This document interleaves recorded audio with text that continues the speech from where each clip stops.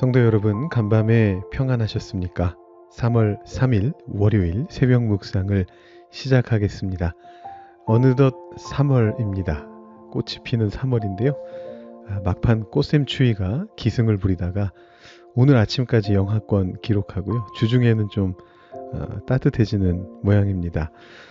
오늘 아침 출근하시거나 외출하시는 분들은 따뜻하게 차려 입으시기 바랍니다.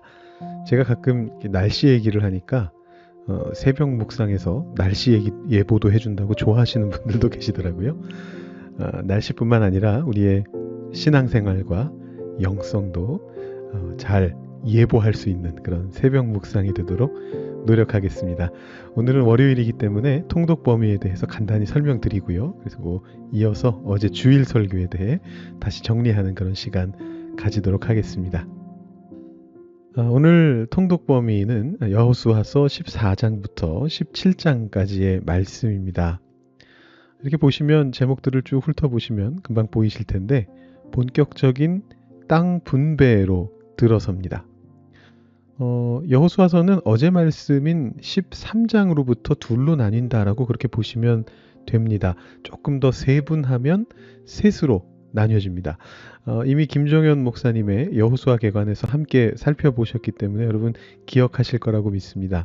1장부터 12장까지가 땅의 정복이고 13장부터 21장까지가 땅의 분배, 그리고 22장부터 끝장까지는 여호수아의 유언이었습니다.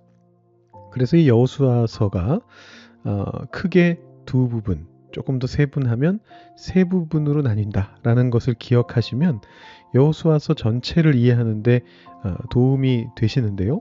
이게 외우기가 간단합니다. 왜냐하면 그 나눠지는 기점이 정확히 반입니다. 여호수아서가 24장으로 구성이 되어 있거든요. 그런데 정가운데인 12장에서 13장으로 넘어가면서 주제가 바뀝니다.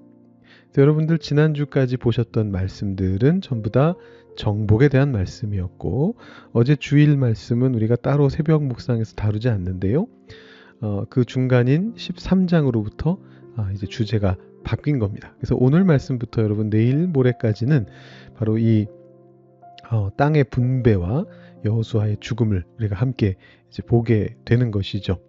자, 그러니까 오늘 말씀 본격적인 이제 분배 내용이다라고 보시면 되는데, 제목들 보시면 14장은 요단 서쪽 기업의 분배다 이렇게 되어 있고요. 15장은 유다 자손의 땅이다 이렇게 표현이 되어 있습니다. 그리고 16장은 에브라임과 서쪽 므낫세 자손의 기업이다 이렇게 얘기하고, 17장은 서쪽 므낫세 자손의 기업이다 이렇게 되어 있습니다. 그러니까 내용이 이어지는 거다라고 보시면 되겠는데, 여러분 이렇게 보시면 뭔가 좀 이상하다라는 생각이 드실 수가 있습니다. 요단 서쪽 기업의 분배다라는 얘기는 이미 동쪽 기업은 분배를 했기 때문이죠. 그래서 두 지파 반이 이미 요단 동쪽에서 기업을 분배받았습니다. 모세로부터. 그 다음에 지금 서쪽 기업이 분배를 받아야 되는데, 그 중에서 유다하고 에브라임 그리고 반지파인 서쪽 므낫세 자손, 이렇게 두 지파 반이 먼저 분배를 받게 됩니다.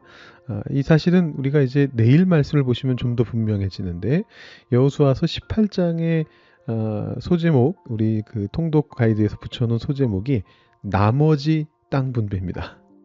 그러니까 지금 유다하고 에브라임하고 서쪽 므낫세 자손을 먼저 중요하게 3장에 걸쳐서 다루고 나서 나머지 땅은 한 장 정도, 조금 더 넓게 보면 2장 정도인데 그 안에서 빠르게 분배가 됩니다. 왜 그렇게 되느냐? 왜 유다와 에브라임과 서쪽 므낫세가 중요하게 다뤄질까요? 사실 에브라임하고 므낫세는 합쳐서는 요셉 자손이라고도 표현하거든요. 왜냐하면 에브라임하고 므낫세가 요셉의 후손이었으니까요. 이 유다하고 요셉이 앞으로도 그렇고 지금도 그렇고 아주 중요한 가문들이기 때문입니다. 지금 한번 말씀을 보면서 넘어가 보면요, 아까 말씀드린 대로 13장 첫 절에서 여호수아가 나이가 많아 늙음에 여호와께서 그에게 이르시되 너는 나이가 많아 늙었고 얻을 땅이 매우 많이 남아있도다 이렇게 이야기하면서 땅 분배로 이야기가 전환되고요. 14장 오늘 말씀 14장 1절에서 이것은 이스라엘 자손이 가나안 땅에서 받은 기업 곧 제사장 엘르아살과 눈의 아들 여호수아와 이스라엘 자손 지파의 족장들이 분배한 것이니라 이렇게 이야기하면서 본격적인 땅 분배가 시작이 돼요. 근데 이제 왜 유다가 가장 먼저 나오느냐? 15장까지 가기 전에 이미 14장에 유다의 지도자가 나옵니다. 여러분 잘 아시는 지도자죠? 갈렙이라고 하는 사람인데 여러분 잘 아시는 말씀이 14장 10절부터 12절까지 나오고 있습니다.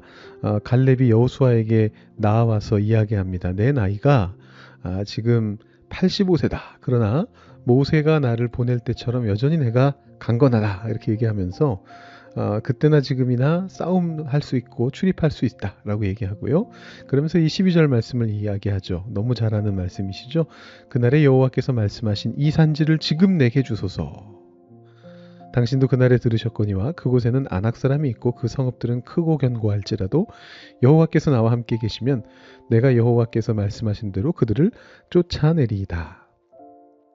유명한 찬송으로 만들어졌죠. 이 산지를 내게 주소서 이걸로 이제 알려져 있는 말씀인데 바로 이 갈렙이 유다 지파의 그 수장이고요. 지도자고요. 그 다음에 여호수아는 에브라임 지파, 요셉 자손의 지도자입니다. 그래서 이 시점에서도 그렇고 나중에 분열 왕국이 나뉘어질 때도 에브라임과 므낫세가 주축이 되어서 북왕국이 만들어지고 유다 지파가 주축이 돼서 남왕국이 만들어지게 됩니다. 그래서 지금부터 계속해서 이 두 지파들이 굉장히 중요하게 나올 것이기 때문에 여기서 먼저 땅 분배가 이루어진다 이렇게 보시면 되겠습니다. 나중에 이 두 지파를 중심으로 해서 나머지 지파들도 땅을 받게 되는데 그건 내일 말씀이니까 우리가 내일 한번 살펴보도록 하죠. 여러분들께서 이 내용들을 한번 쭉 읽어보시고 통독해 보시면 좋겠습니다. 통독 가이드 여기까지 말씀드리고요. 어제 우리 주일 설교 말씀 다시 한번 돌아보는 시간 갖겠습니다. 말씀은 신약성경인 마태복음 17장 1절부터 8절까지 말씀, 변화산 말씀이었습니다. 제가 한번 봉독해 드립니다. 엿새 후에 예수께서 베드로와 야고보와 그 형제 요한을 데리시고 따로 높은 산에 올라가셨더니 그들 앞에서 변형되사 그 얼굴이 해같이 빛나며 옷이 빛과 같이 희어졌더라. 그때에 모세와 엘리야가 예수와 더불어 말하는 것이 그들에게 보이거늘 베드로가 예수께 여쭈어 이르되 주여 우리가 여기 있는 것이 좋사오니 만일 주께서 원하시면 내가 여기서 초막 셋을 짓되 하나는 주님을 위하여 하나는 모세를 위하여 하나는 엘리야를 위하여 하리이다. 말할 때에 호련히 빛난 구름이 그들을 덮으며 구름 속에서 소리가 나서 이르시되 이는 내 사랑하는 아들이요 내 기뻐하는 자니 너희는 그의 말을 들으라 하시는지라. 제자들이 듣고 엎드려 심히 두려워하니 예수께서 나와 그들에게 손을 대시며 이르시되 일어나라 두려워하지 말라 하시니 제자들이 눈을 들고 보매 오직 예수 외에는 아무도 보이지 아니하더라. 아멘. 어제는 산상변모 주일이었습니다. 어제 말씀 전하고 나서 어떤 분께서 산상변모 주일이라는 게 있다는 말은 처음 들어보십니다 라고 말씀하시면서 알려주셔서 감사하다 이렇게 말씀해 주시더라고요. 이제 교회력 안에는 여러 가지 절기들이 있는데 모든 절기가 다 동일하게 중요하다 이렇게 말하기에는 어려움이 있지만 그래도 이 절기들이 제정된 이유와 목적이 있어서 제가 가급적이면 그런 절기들을 여러분들께 소개해 드리려고 노력하고 있습니다. 어제 설교 중에도 말씀드렸지만 이 산상변모주일은 제가 매년 이렇게 지키지는 않습니다만 그럼에도 불구하고 내년에도 제가 이 주제로 말씀을 전하지 않더라도 사순절 시작하기 전에 오늘은 산상변모주일입니다. 여러분들께 알려드리려고 합니다. 교회력상의 절기 중에 하나고요. 바로 예수님께서 변화산 위에서 변모하신 사건을 기념하는 절기입니다. 사순절 전에 이 변화산 사건을 다루는 이유는 어제 말씀을 여러분이 쭉 들으셨으면 금방 감이 오실 거예요. 왜냐하면 예수님께서 구원의 길로 걸어가시는 것을 상징하는 사건이기 때문인데요. 자, 그 내용을 다시 한번 정리해 보도록 하겠습니다. 이 질문으로부터 시작합니다. 예수님은 왜 하얗게 되셨습니까? 어제도 여러분 이 질문을 들으시면서 웃으시면서 이렇게 얼굴에 웃음꽃이 피시는 걸 제가 앞에서 봤는데요. 자, 예수님께서 산에 올라가셨고 그들 앞에서 변형돼서 해같이 빛났다. 얼굴이 해같이 빛났고 옷은 빛과 같이 희어졌다. 누가복음 표현으로는 빨래하는 자가 그렇게 희게 할 수 없을 정도로 아주 그냥 표백제에 담궜다 나온 것처럼 그렇게 하얗게 되셨다. 이런 이야기를 하고 있습니다. 왜 하얗게 되셨다라고 말씀드렸죠? 자, 추적의 실마리는 3절에서 찾아졌습니다. 3절 말씀은 모세와 엘리야가 예수님과 더불어 말하였다. 이렇게 이야기하고 있습니다. 자, 모세와 엘리야는 어떤 존재였고 어떤 의미를 가지고 있었습니까? 제가 두 가지를 말씀드렸습니다. 첫 번째는 율법의 대표이고 선지자의 대표로서 구약을 대표하는 인물이고 구약을 상징하는 인물이다 라는 것이었습니다. 그것이 의미하는 바는 무엇이었습니까? 예수님께서 구약의 성취이시고 모세와 엘리야를 넘어서시는 분이시다 라는 것을 보여주는 것입니다. 여러분 앞에 보시면 그림에 제자들이 예수님과 모세와 엘리야를 보면서 깜짝 놀라는 그런 장면이 나오고 모세와 엘리야가 예수님의 좌우에 이렇게 시립해서 선 모습을 보시게 되는데요. 바로 예수님께서 하나님 당신이시고 이 땅 위에 하나님의 일을 행하시는 분이시다라는 걸 보여주는 거죠. 그렇다면 예수님께서 이 땅 위에 하나님의 어떤 일을 행하시는 것입니까? 그것이 이제 모세와 엘리야의 두 번째 의미, 그들이 승천한 인물이다.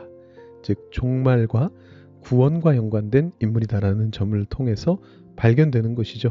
예수님의 사역이 인류 구원과 관련되었다라는 것을 보여주는 것입니다. 그래서 계속해서 말씀드립니다만 마무리를 해보면 예수님의 빛나는 영성, 그것은 우리도 본받아야 되는 것이 맞습니다. 우리가 가끔씩 산에 올라갑니다. 올라가야만 합니다. 예전에 기도원 같은 것도 산 위에 있었고요. 그 다음에 우리 수련회 같은 거 하게 되면 특히 뭐 어린아이들이나 아니면 어르신들도 어떤 수련회 같은 거 하게 되면 산 위에 있는 기도원이나 수련원이나 수양관이나 이런 데 이제 가게 되거든요. 그래서 우리가 산에 올라간다 이런 표현들을 많이 쓰는데 그 시간들은 우리한테 꼭 필요한 시간들입니다. 가서 우리의 영성을 갈고 닦아야 됩니다. 그런데 제자들처럼 오해해서는 안 됩니다. 거기가 삶의 전부라고 착각해서는 안 됩니다. 올라가서 영성을 닦고 나면 반드시 세상을 향해 내려가야 됩니다. 왜냐하면 거기가 아무리 좋을지라도 거기가 아무리 행복한 곳일지라도 우리가 살아가야 하는 곳은 우리가 부대끼며 만나며 살아가는 그 공간은 이 땅이기 때문입니다. 우리가 이 땅 위에서 살아가면서 때로는 부대끼고 힘들고 꼭 이렇게까지 우리가 여기서 부딪혀야 되나, 그냥 도피하는 게 더 편하지 않을까, 그냥 수양관 가서 수련원 가서 평생 그냥 살면 되지 않을까, 이런 생각이 들 때도 있습니다만, 그럼에도 불구하고 예수님께서 우리에게 알려주시는 것은, 하나님께서 우리에게 명령하시는 것은 우리가 사명을 가지고 그 세상 속에 들어가야 한다라는 것입니다. 예수님께서 여러분들의 몸에 손을 대시며 말씀하실 겁니다. 두려워하지 말아라. 일어나라. 내려가자. 말씀하실 겁니다. 예수님 따라서 두려움 없이 이 땅을 섬겨가시는 여러분들 되실 수 있기를 바랍니다. 어제 말씀 간단하게 정리해드렸고요. 우리 나눔 질문 한번 생각하면서 오늘 묵상을 마무리해 볼까요? 제가 두 가지 질문 드렸는데 언제나 그렇듯이 첫 번째 질문은 마음 열기에 해당하는 것이고요. 그래서 제가 여러분들이 가장 두려워하는 것은 무엇입니까? 이런 질문을 했었습니다. 그래서 농담으로 답하셔도 좋고 진지하게 답하셔도 좋다 말씀드렸는데, 만약에 여러분들이 여러 다른 분들하고 모여 계시는 그런 상황이시라면 이제 농담으로도 얘기해 보시고 진지하게도 얘기해 보시고 해보시면 되는데, 지금 혼자 계실 테니까 한번 속으로만 한번 생각해 보시고 2번 질문으로 뭐 빠르게 넘어가셔도 될 것 같습니다. 여러분들도 분명히 예수님 외에는 아무도 보이지 않는 그런 경험을 하셨을 텐데, 그 후로 그 자리에 머물지 않고 우리를 세상으로 이끄시는 주님을 경험해 보셨습니까? 라고 제가 질문 드렸고요. 그때 어떤 마음으로 세상과 부딪히게 되었는지를 한번 생각해 보시라고 말씀을 드렸습니다. 과거의 경험을 한번 생각해 보시고요. 그 과거의 경험을 토대로 삼아서 오늘 하루의 삶, 그리고 앞으로 사순절 기간 동안에 우리가 어떻게 세상 속으로 나아갈 것인가 다시 한번 마음을 다지시는 그런 묵상의 시간 되시기를 바랍니다. 제가 조금 더 음악 들려드릴 테니까 여러분 묵상하시고 기도하신 후에 오늘 새벽 묵상 마무리하시기 바랍니다.